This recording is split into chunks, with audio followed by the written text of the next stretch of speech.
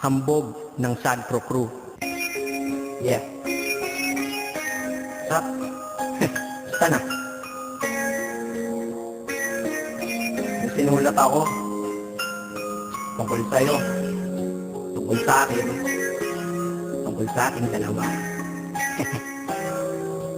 Parang agwa and bentika, ganito nangyari nun. Yo, nakatambay ako, syempre gawaing binatilyo. Ako ay nag-iisa at hawak ko ay sigarilyo. At bigla kang dumaan at ako'y napatingin. Tumayo akong bigla na parang may naisingin. Ano kaya yun?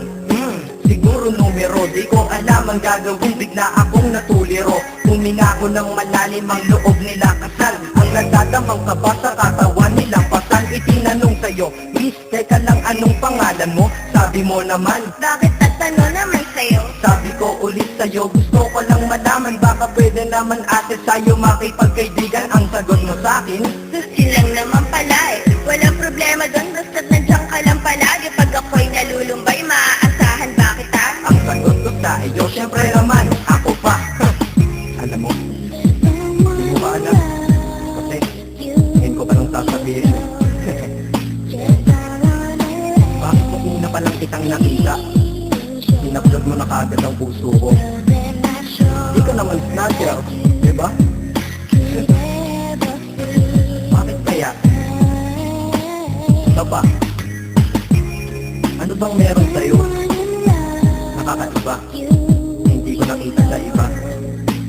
Kaya simula ng oras na yun, sinangako ko sa sarili ko, nag-iingatan kita. Ako magiging soldier boy mo. Habang buhay, para sa'yo.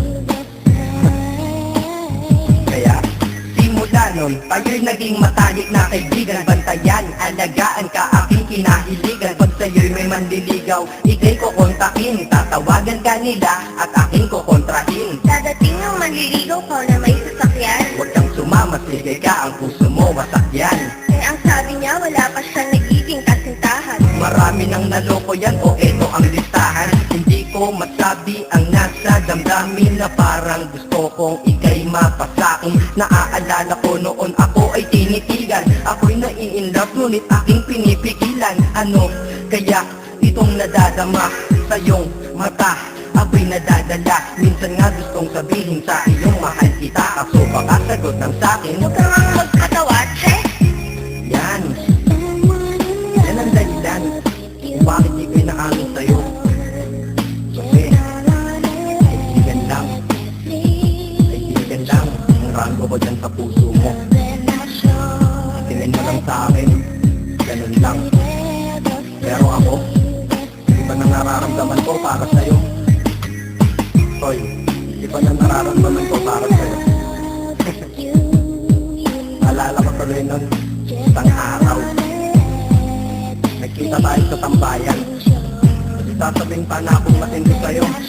Kaso, umatras na naman ang dila ko. Ganitong nangyari lang eh. Ganito ah. Okay? Pakinggan mo. Pwede ba kitang yayain? Saan? Sa pasyalan. Sige ba? Pagkatapos ituloy na sa kasalan. Ha? Baliw ka ba? Ito naman hindi mabiro. Parang gago ka kasi. Halika dito. May gusto ka bang sabihin? Tapatin mo nga ako. Ilan ka ba? Kaibigan na kita at di tayo talo, di ba? Talaga lang ha? Totoo ba yan? Oo nga. Eh ba't lagi mo kung sinusubaybayan? Ganito kasi yan. Sige, paliwanag mo. Ayoko lang may tumabi dyan. Saang tabi? Saan pa ba? Eh di dyan sa tabi mo. Bakit nagsiselos ka? Anong pinagsasabi mo? Kunyari ka pa? Ulit naman, oo nga mahal kita. Ngunit bilang kaibigan lang naman, o gets mo na. Okay, sige na. Okay na. Alis na ako sa amin. Sige, ingat ka, shit, bakit di ko pa inamin? Tama, ganun nga. Di ko alam kung bakit laging ganun. Nasa tapat na kita. Kahit summer, nilalamig pa rin ako. Saka, wala naman sinigin mo sa dibdib ko. Pero ba't tinadaga ako? Madaming katanungan na hindi ko pa masagot sa sarili ko. Kaya ginawa ko tong kanta na to para ilabas na to. Hindi ko na kasi matigil eh. Kahit dito lang malaman mo ang totoo. Yeah. Hindi ko to masabi sa iyo ng personal. Baka isipin mong ako'y madrama at emosyonal. Nahihiya kasi ako at baka mapahiya, o di kaya mahimatay ka at biglang mapahiga na lang sa lupa dahil sa aking sasabihin kataga. Hindi nasabi ka agad dahil ako'y dinadaga. Kapag ika'y nasa harap ko di makapagsalita, pagkat malayo agwat mo sa tulad kong maralita. Pero sa oras na ito ngayon ako'y mapapaamin, mahal kita minsan sabang ikaw ay mapasaki. O ayan nasabi na at alam mo na ngayon, kay tagal ko tong tinago sa loob ng panahon na lagi tayong magkasama sa tambayan at inuman. Minsan nga lasing ka na, ang braso ko'y iyong inunan, pero walang mali siya, papel lang ay kaibigan. Ngunit pinapangarap kong tayo'y magkaibigan. Kaya aminin ako sa'yo, sasabihin ako sa'yo ha, huwag ka maingay ha. Ako si Batman. Joke lang. Ayan na, sinabi ko na.